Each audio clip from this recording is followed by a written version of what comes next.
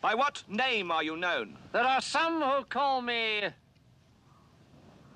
Tim.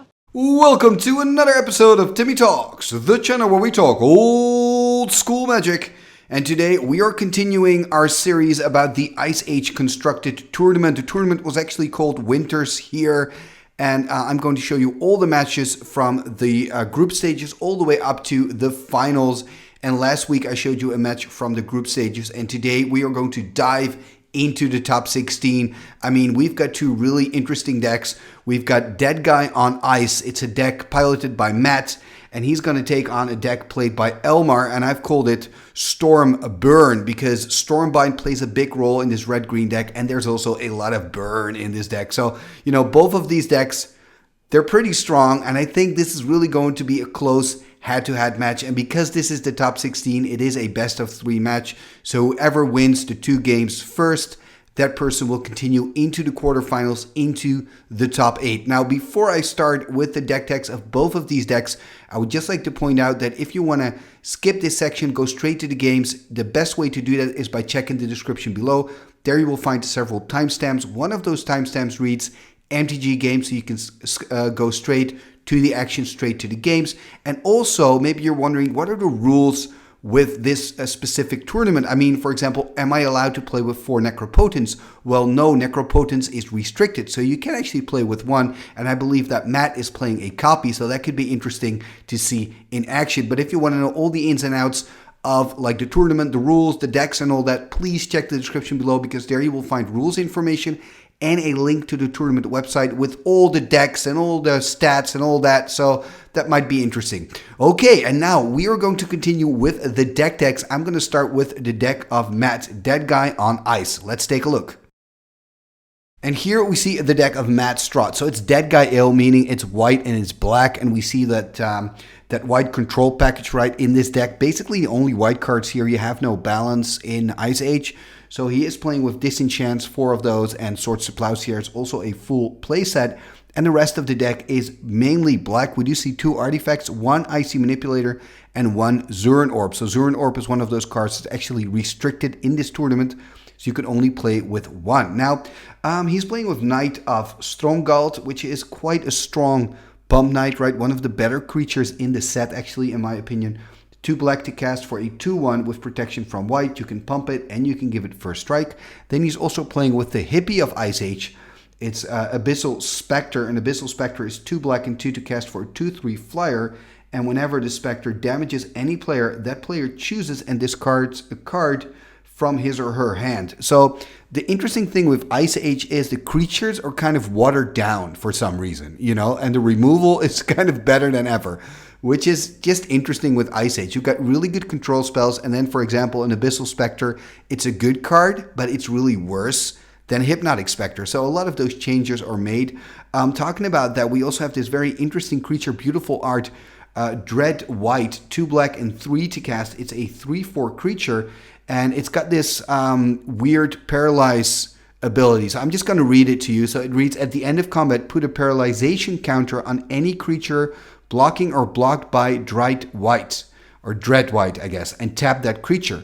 As long as the creature has a counter on it, it does not untap during its controller's untap phase.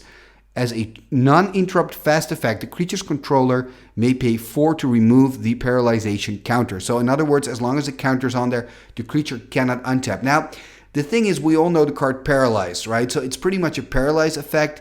Unfortunately, your opponent can always pay the 4 to get the counter off. I wish they would have kind of limited that to the upkeep. Like during your upkeep, you can pay 4 to get the counter off. That would make the card a lot better. So again, it's kind of that watering down.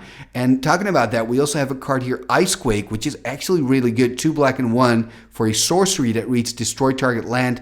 If that land is a snow-covered land, Icequake deals 1 damage to the land's controller. Now, obviously, this reminds me of Sinkhole, which is only 2 black to cast, but in Ice Age, it's 1 more to cast. And I think that's something that you see a lot in Ice Age, where cards kind of do the same as what you're used to, but they're just slightly more expensive. And in a way, I kind of like that because it makes the gameplay a little bit slower. I think where they kind of missed the plank, in my opinion, is that the removal and the control cards are a little bit too strong. But this tournament is really a nice a moment to kind of really evaluate Ice Age and see, is that really the case or not? You know, this is top 16. The last card I want to highlight from Matt's deck is Pox. 3 black. I think it's a great card, Sorcery. I'm just going to read it to you here. It says each player loses a third of his or her life, then chooses and discard a third of his or her hand, and then sacrifices a third of the creatures he or she controls, and finally sacrifices a third of the lands he or she controls. Round each loss up. So it's just a really, really cool card, a good card, a unique card. You can just play it out with one Dark Ritual. And I think it's really good in these decks, right? This is a pretty aggressive deck, so it wants to deal damage. And, you know, Pox just takes away a third of your opponent's life. It's ideal to do that. Okay, this is the deck of Matt. Now let's take a look at the burn deck of his opponent, Elmar.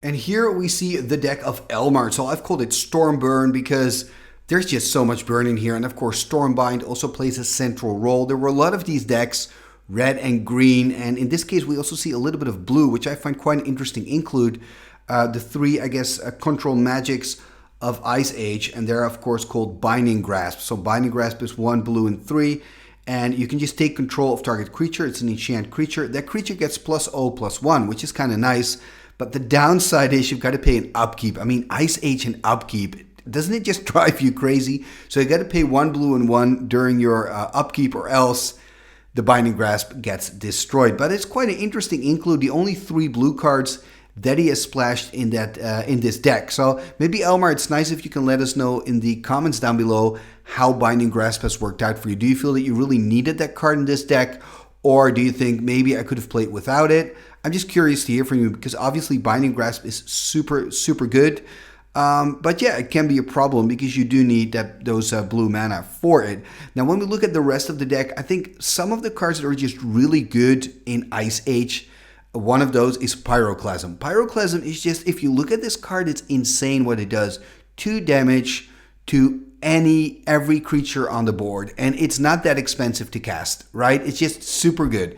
I played against this deck of Elmar with my Kjeldoran army. Guess what? I got wiped because of Pyroclasm, and he's playing with 4 Pyroclasm, so he is going to find them in a match. So if you play with weenie creatures, you're basically toast. We've just looked at the deck of Matt. He's playing with those little 2/1 Pum Knights, so they're definitely gonna die to the Pyroclasm. Another card that I think is really good in this matchup is Hurricane. It's not a card that can kill multiple creatures of your opponent, right? 1 green and X, and deals X damage to all the flying creatures, and Elmar has no flying creatures, so that's a really good deal for him. And on top of that, it also deals damage to both players, and that's really good when you play Burn. When you play Burn, you want everything to hurt your opponent. Everything that you do, you want it to hurt your opponent, and Hurricane fits in perfectly with that strategy, and so does Stormbind. So Stormbind is an enchantment, one of the best cards, I think, in Ice Age. 1 green, 1 red, and 1. You can pay 2. It's an enchantment. You can pay 2.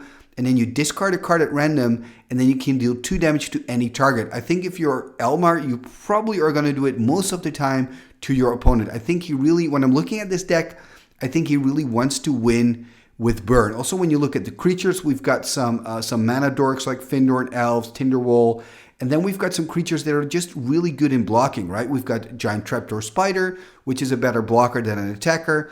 We've got the Folk of the Pines, which got 5 toughness. Again, a really good blocker. Later in the game, it can become quite good at offense because it got that fire-breathing mechanic on there. But it's definitely more a blocking creature than an attacking creature. So this deck really kind of wants to hold the fort shut, and then, you know, from behind the walls to kind of burn the opponent. I think that's the strategy.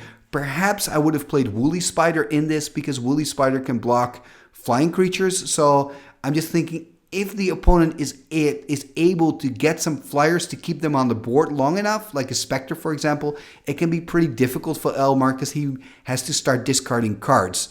So, I mean, if Matt can do that, I can kind of see a chance here. An interesting note, by the way, is that Giant Trapdoor Spider is, to my knowledge, I could be wrong, so let me know in the comments below, but to my humble knowledge, the only spider in Magic that doesn't have a reach ability, which is pretty cool. And it's actually very flavorful because a Giant Trapdoor Spider builds a den. And you actually have these spiders in the wild, and guess what? I've seen one. And they're not as big, obviously, as a giant trapdoor spider, because this is a fantasy game, right? They're not as big as us humans, but they are as big kind of as your hand. So just look at your hand right now and imagine, and stretch it out. Imagine that whole thing is a big spider that lives in a hole in the ground. I've seen it. It can eat a small bird, and I can tell you the bird, it wasn't that small. So, I mean, it's serious business. They're not as poisonous, so apparently for humans, you don't have to worry about it, but it's quite impressive when I saw that in the jungles of Suriname. Okay, but it's just a personal anecdote. So this was the deck of Elmar. We've looked at the deck of Matt, so that means we're ready. Let's start with the top 16. Game number 1, here we go. So it's 0-0, and there we see Elmar on the play on the left. So he's the burn player. On the right, we have the white and black dead guy ill player. So he's sitting on the right there. And there we see a second Karplusen Forest, I believe is the name. It's one of those dual lands from Ice Age. It can produce red or green mana. There we see another basic mountain. Tapping 3. Oh, this is interesting. Giant trapdoor spider. So I talked about this spider in the introduction. Actually, you haven't said what it does. So when your opponent is attacking with a non-flying creature, you can pay, I believe, a green, a red, and 1, tap it, and then remove giant trapdoor spider from the game and that attacking creature from the game. So it's it's really interesting how that works. So there we see another swamp here by Matt. So he cannot find any white sources. Does that really matter? He's tapping 3. There is a dark banishing. So basically the terror of Ice Age, taking care of that giant trapdoor spider. There we see an island by Matt. So that means that he can now cast his Binding Grasp, but there's no target yet on the board. No creature at all from Matt. So maybe now he can play an Abyssal Spectre. Remember, he's playing with 4 of those. And, oh, there we see an Icequake. He's actually destroying the mountain. And we see Elmar here taking a damage because Icequake deals 1 damage if it destroys a snow-covered land. So I guess that is a snow-covered mountain. Another blue source for Elmar here passing turn. Luckily for Elmar, he does have those 2 dual lands, so he can produce red and green mana if he wants to. And there, oh, this is nice. These are, I believe, 2/3, and they've got snow-covered Swamp Walk. And I believe that Matt's only playing with 1 of these in his deck. Now, unfortunately for Matt, there's not a swamp in the deck of Elmar, but still, I mean, it's a 2/3 body. It can attack and deal some damage. There we see a forest tapping 4 here. There's a Binding Grasp. He's actually going to steal it. That is brilliant because, remember, I believe it has Swamp Walk, or is it Snow-Covered Swamp Walk? Let me know in the comments below. I can't remember. There we see a quick disenchant, though, on the Binding Grasp, so it doesn't matter. But it's a beautiful target for Elmar to take over because, of course, Matt has Swamp Walk, so it's unblockable when he attacks with it. At least when it's under control of Elmar, that is. But not now, of course. But here we see 2 damage being dealt by Matt, so Elmar's going to drop to 16. There we see one of those Dread Whites. So it's a 3-powered creature, a 3/4 creature. And that can deal some extra damage. So a potential of 5 damage on the board here. And that's kind of problematic for Elmar. But Elmar's got a lot of burn. So I'm expecting him here to perhaps play a Lava Burst on the Dread White. Let's see what he's going to do. So a little bit in the tank here at the moment. Look at that, tapping a lot of mana. Are we going to see one of those Lava Bursts? Yep, there's a Lava Burst. And the Dread White is a goner. I mean, it's not too bad if you're Matt because he's using his burn that he can also use on you on a creature. And he still has a body on the battlefield, so he can still deal 2 damage now. So he can attack, bring him to 14. That's exactly what's happening here. And then second main, tapping 4. And there's an Abyssal Spectre. Ooh. This is really good news here. He's just keeping the pressure on Elmar, and Elmar has to find answers. A Hurricane would be quite nice for him right now, but he needs to get rid of that Spectre. Remember, the Spectre, 2/3 flyer, and when it deals damage, okay, there's Incinerate. That will do the trick. When it deals damage, and Elmar has to discard a card, but that's just not going to happen. And there we see a Folk of the Pine. So this is a 2/5 creature, and for 1 green and 1, he can give it +1/+0. So this is a perfect blocker for the zombies there on the side of Matt. Let's see what Matt can do. Can he play out any more creatures? Unfortunately, we cannot see their hand size because they must be running out of cards. Both players playing quite a lot. And one of the things with Ice Age is it's kind of difficult if you're not playing blue to draw any cards. Ooh, and here we see that shade creature. So this is kind of like the frozen shade of Ice Age. You can pay 1 black to give it +1/+1. So that can kind of get out of hand. We already see 4 black on Matt's side of the board, so that's quite nice. And I believe it's a 1/2 creature, so that means he can make it, pump it up to 5/6 next turn if it survives. So this is more threats for Elmar to deal with, which is quite annoying for him. I mean, maybe he was hoping that he could finally kind of attack maybe with his Folk of the Pine, but now he's still stuck. And it's going to be difficult to get rid of that one creature there on the side of Matt. Paying a green here, what is he going to do? There's a Findorn Elves, just like the Llanowar Elves, but then the Ice Age edition. It's not going to be very impactful, but at least it could be a chump blocker if need be. There we see an Icequake, again taking care of the mountain. So that means another damage for Elmar, because these are snow-covered mountains. So he's going to drop to 13. No attack here. So that's quite interesting. I would have thought that maybe Matt wanted to first attack with the Shade to kind of see what would happen, but he preferred playing that Icequake instead. Elmar here playing another Forest. And kind of asking the situation, how much black mana do you have untapped? Well, 3 black mana, so he can give it +3/+3, so he can pump it up to a 4/5, I believe.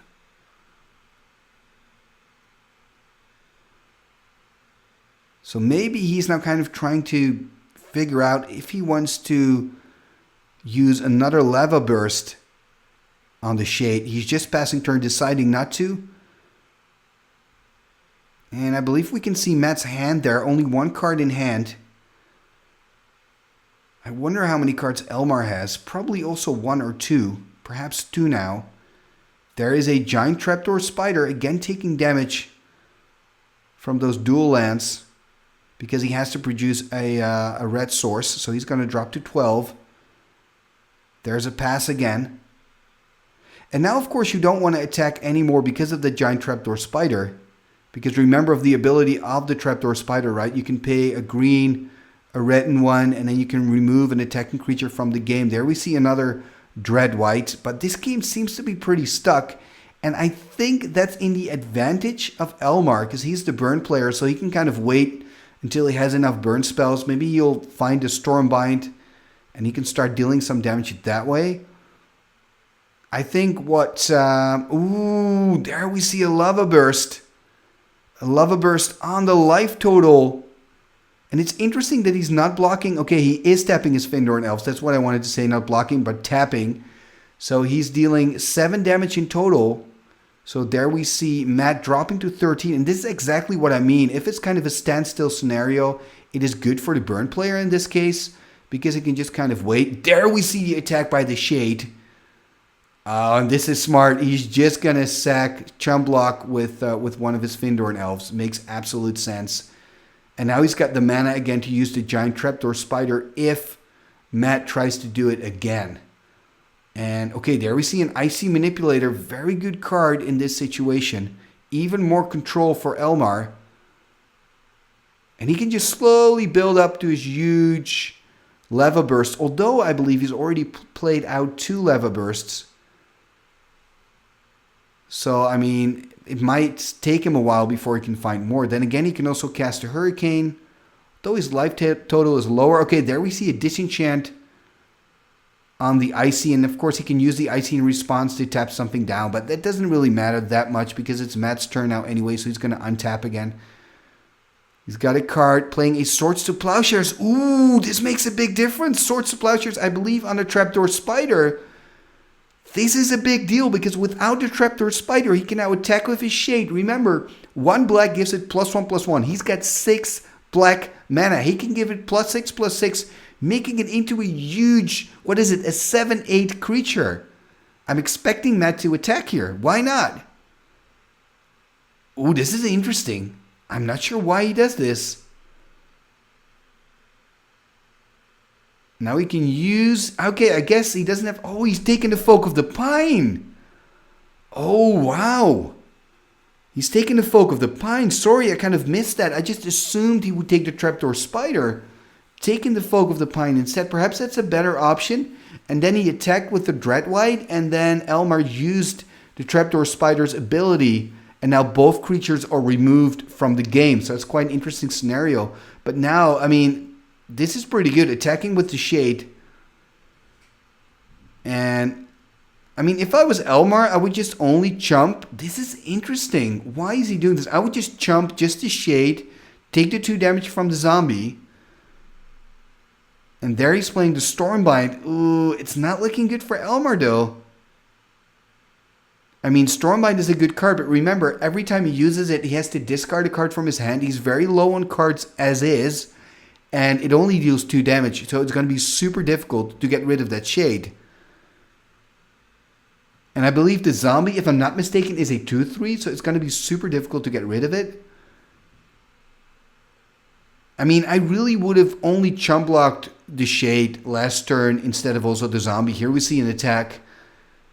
I mean, he's on 12. This is not looking good here for Elmar. And now he's going to pump up the Shade. So he's going to deal 7 damage in total. He's going to drop to 5. This is looking really bad. He needs at least a chump blocker. I wonder why he played out this mountain. Maybe he's got something else in hand. But, I mean, you can also consider keeping it there. Nope, that's it. And he's lost it. I mean, that Shade just gets really, really good as the game progresses. And here you see the problem for Elmar. When the opponent just has too many threats on the board... It's going to be difficult, and also his Pyroclasm isn't that good against this deck. Now, both players are going to shuffle up again, and we'll catch back up with them in game number 2. Game number 2, here we go, and there we see Matt taking a mulligan, so that's 1 card on the bottom. Of course, Elmar on the play after losing that first game, so it's up to Elmar to win this one if he wants to stay in the tournament. So this is the top 16 match. We started with about 46 players in this Ice Age tournament, and now only 16 remain. And whoever wins this match is going to continue to the quarterfinals. There we see a forest and an attack by the Findorn Elf. So Elmar is really kind of ramping it up. And the best thing for him to ramp into is just a huge burn spell attacking again. So Matt's going to drop to 18. He's only played Swamp so far, but I just wanted to say he only needs 1 Plains, and there's the 1 Plains that he needs. Tapping 4, there we see the Shade. So this Shade played a really big role in game 1. Can it also play a big role in game number 2? That is the question. I hope not for Elmar's sake, because he lost basically to that Shade. There we see a mountain, and there's an Incinerate. So taking care of that Shade, that's a very good move.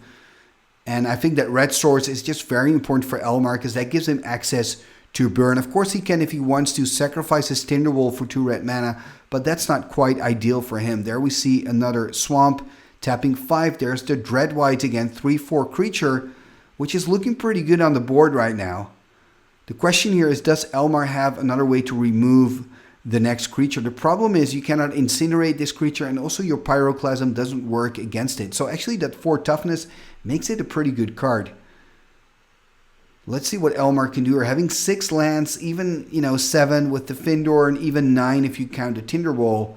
But he's not doing anything with it, just passing turn here. There we see an Icequake taking care of one of the mountains. That means another damage, or actually the first damage here for Elmar.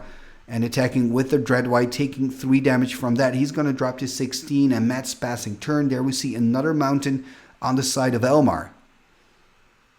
I mean, it's tough, for in this matchup, I feel, for Elmar, because he needs his direct damage to destroy the creatures of Matt. But the problem is the only creatures that Elmar really has are based on defense, not on offense. There we see another attack. He's taking more damage, going to drop to 13 already. I mean, that's going pretty fast. He's almost halfway through his life, starting on 20, he's now on 13. He's going to attack again with the Findorn. So we see Matt dropping to 15. So he's lost 5 life points to that single Findorn Elves. That's pretty impressive. Now, I do believe that Elmar is playing with Giant Groves. So there could be a scenario here. Ooh, are we going to see a chump block on the Tinderwall?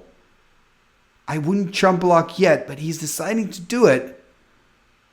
So chump blocking on the Tinderwall. He's got enough mana, so it's not like he really needs a Tinderwall. And he's just passing turn here. I wonder what he's going to do. Does this mean that Elmar has a Giant Growth? He's going to block. There's the Giant Growth. Oh, Dark Banishing in response. That is a good move here by Matt, the Dark Banishing. That is really bad news. It does mean that he doesn't take damage because blockers are already declared. So I believe, yeah, he's going to stay on 13.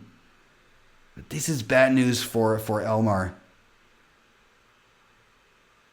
What can he do? Remember, he's one game down. He needs to win this one. Are we going to see Matt move on to the top 8 with his dead guy on Ice deck? Attacking again with the the white. So he's going to go to 10. The Dread White. More mana for Elmar. It looks like he's pretty much flooded. He needs kind of, Folk of the Pine would be pretty sweet right now.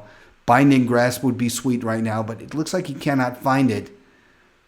Icy Manipulator would be sweet right now. Okay, there's a Zern Orb. This is good. Zern Orb, 0 to cast. You can sack a land, gain 2 life. And he's got a lot of land. So I guess this game just got interesting because now Elmar is buying time. There's a quick disenchant. And now the question is, how many lands is he going to sack to gain extra life? Perhaps, yeah, there are some islands. I think this is a good move. So he's going to tank 8 life right now. He's going to go back up to 15.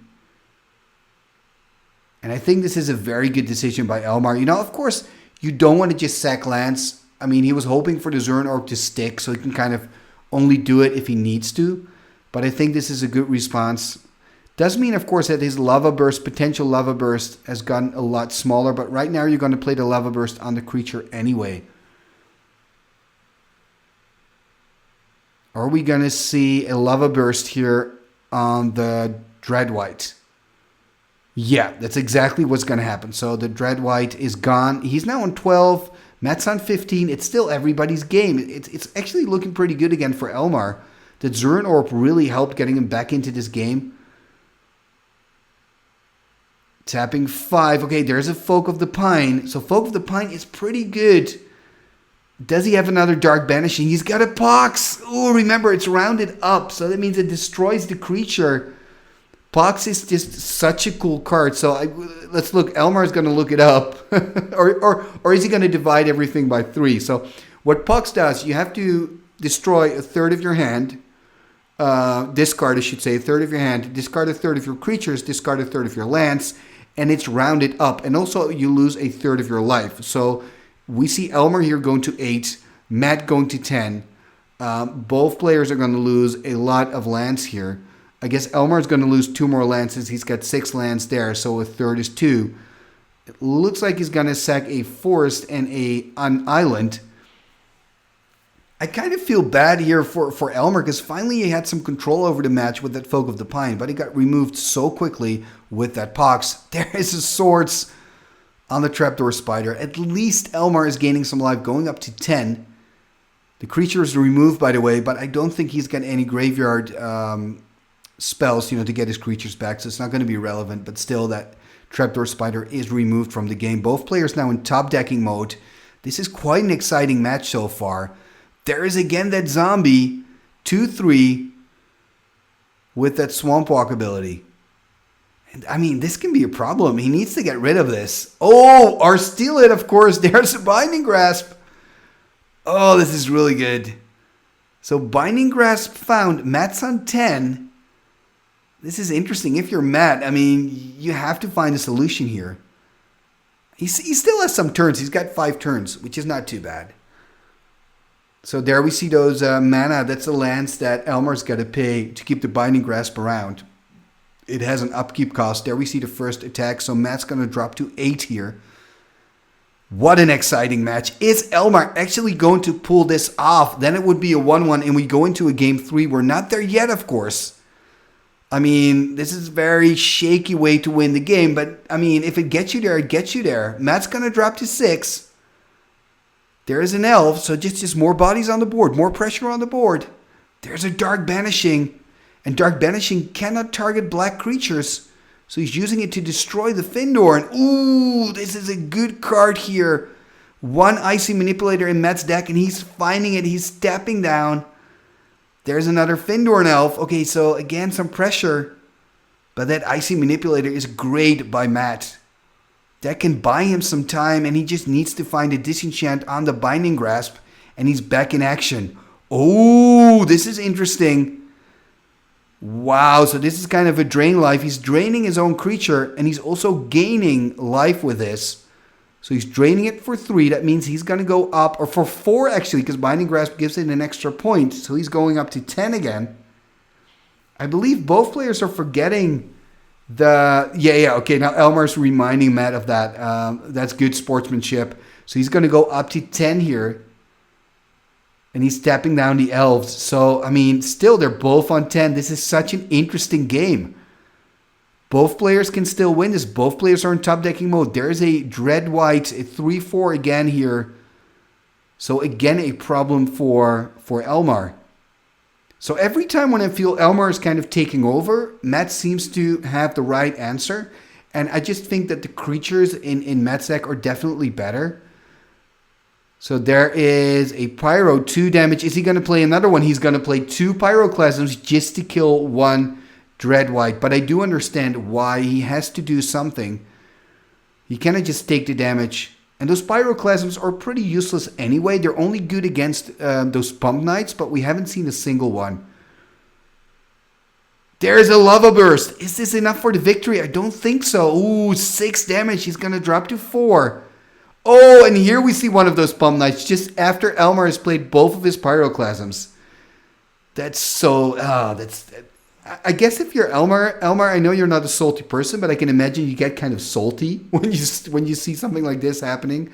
Remember, the Pump Knight, you can pump it +1/+0 for 2 black. And, you know, Matt's got a lot of... Oh, there's a Hurricane. Okay, I was just chatting about how much he could pump it, but there's the Hurricane. And here you see the power of Elmar's deck, the direct damage, right? He just needs to get you low enough, and then the direct damage will do the rest. So here we see Elmar winning game number 2. Well done. What an exciting game number 2, by the way. And that means we are going to continue to game number 3. Game number 3. So wow, that game 2 was good. Hopefully game 3 will be just as good as game number 2. And it's 1-1 still, so who's going to move on to the top 8? We'll know at the end of this game. Will it be Elmar with his burn deck, or will it be Matt with his dead guy on ice deck? Tapping some more swamps. What are we going to see? Oh, we haven't seen this card. It's a zombie. It's Slimduel's Cohort. Could that be? And it's got this ability that creatures that block it, they cannot regenerate, I believe. It's a 2/3. And there we see Elmar just playing an island here. And again, that 3 toughness is really good because you cannot really use your Pyroclasm against it. You can still, of course, use your Incinerate. There we see a Dark Banishing on the Trapdoor Spider. And that's going to be an attack for 2 here, I assume. Exactly, an attack for 2. So Elmar's going to drop to 17.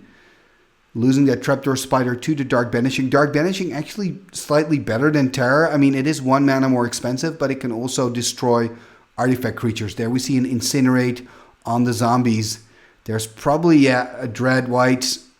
I mean, he's very consistent with playing out his creature threats, which is really good when we look at the deck of Matt. He's just constantly putting new problems on the board, and there's an answer here by Elmar's finally finding an Icy Manipulator. He couldn't find that Icy earlier in the game. Are we going to see exactly a Disenchant? Disenchant is just such a good card. Such a good card. There is another island. Again, Elmar is a player that has to come up with the answers. It seems like he's constantly kind of in the corner, pressured by Matt. There is a Stormbind, which is really, really good this early in the game. But remember, it only deals 2 damage per card that you discard. So there is an Icequake, and again on the mountain. So Matt's been very consistent with that, attacking for 3 as well. So we see Elmar drop all the way to 12 after also taking damage from the Icequake. This is difficult here for Elmar. He's really in the corner here. He kind of needs a Lava Burst, I guess, because then he can just destroy the Dread White. Because do you really want to just take 2 cards out of your hand to destroy 1 creature on the side of your opponent? Not sure if that's a good deal. Then again, maybe he's forced to do it. So it looks like he's tapping 2. There's an Incinerate, and then he's probably going to use Oh, he's going to do it differently. Yeah, then he's going to use the Stormbind.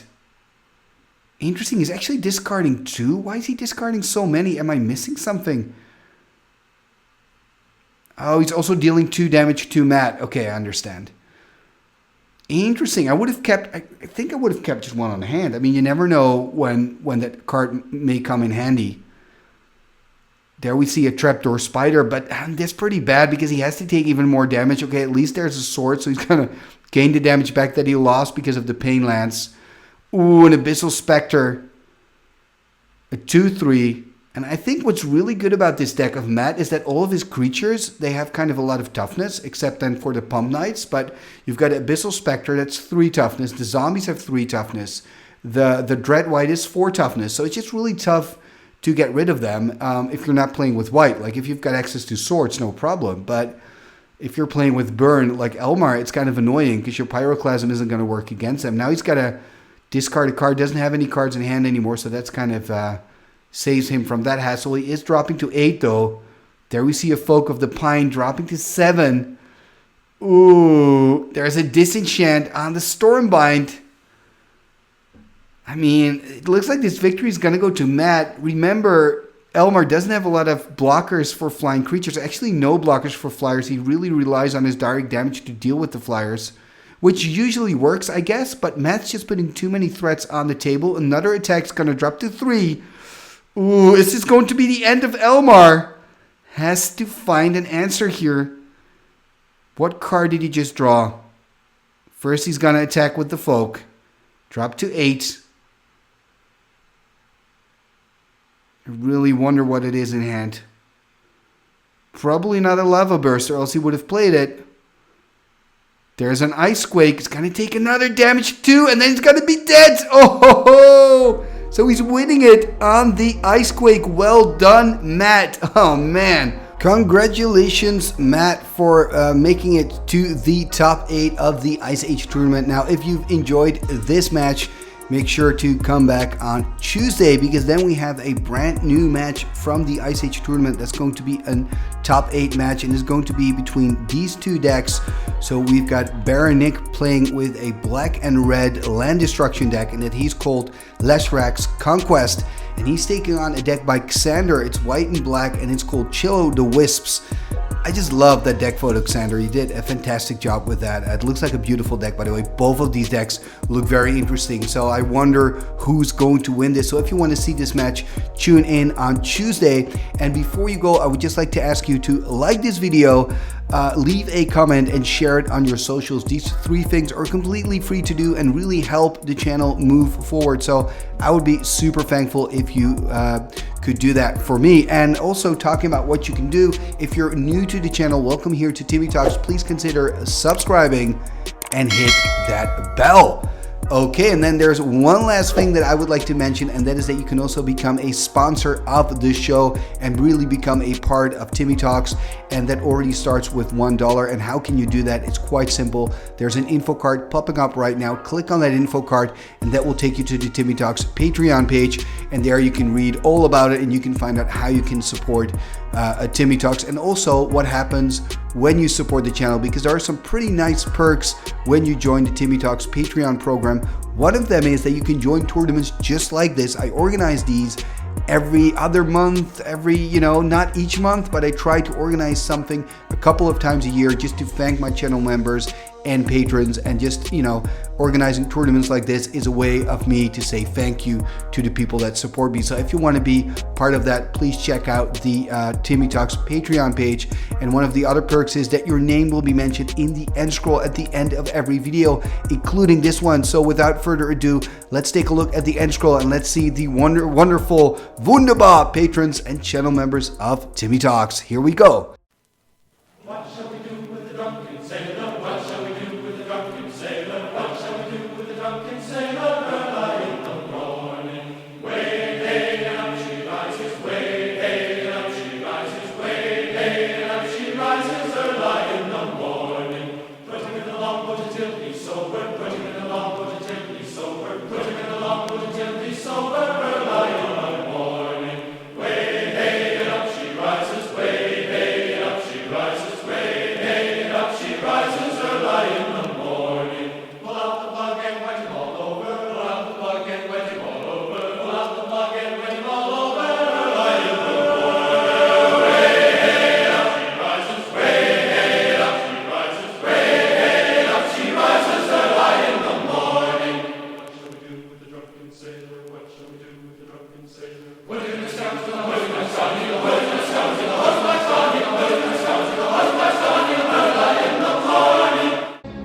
to think it is somber kazee.